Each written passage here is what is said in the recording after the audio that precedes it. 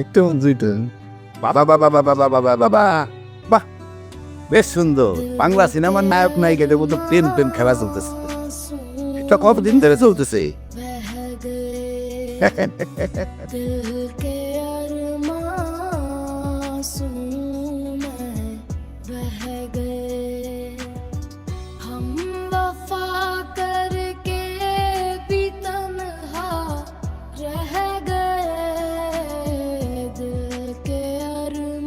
এইবার বোধহয় মান সম্মান আর থাকলো না। মানে আমি কইতেছিলাম, আপনি যদি অনুমতি দিতেন আমি বিয়ের প্রস্তাব নিয়ে যেতাম। রবির সাহেব যদি রাজি হয়ে যায় তাহলে তো আপনার মেয়ের রাজকপাল। তুমি আমার সাথে ষড়যন্ত্র করতেছো?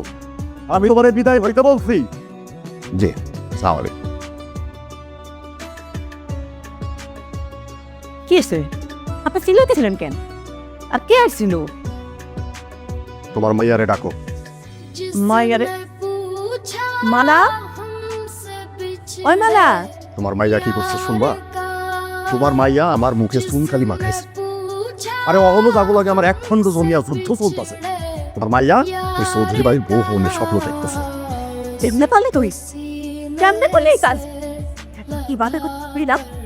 মান সম্মানের কথা ভাবলি না? তোমার মাইয়ারে আমার চোখের সামনে থেকে যাইতে কও। যাইতে কও কইতাছি। হ্যাঁ, তুমি মাকে ঠান্ডা করো। চল আমার সাথে, চল ঘরে চল।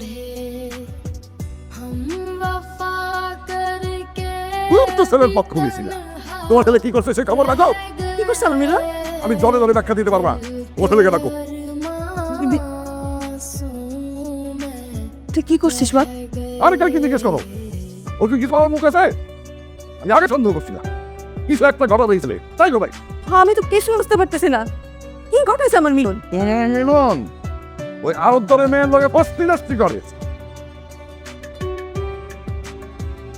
মিলন না, আমি মনে ভালোবাসি। আব্বা ভুল বলতেছে। ভালোবাসার ফষ্টি নষ্টি এক জিনিস নেই। একদম কথা বলবা, একদম কথা বলবা।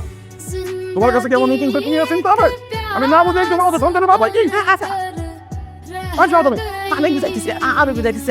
আপনি রাগ করেন না, আপনি রাগ করেন না। বলো, আমি সাম সাম বলে দিচ্ছি ওরে আমি গ্রামে রাখবো না।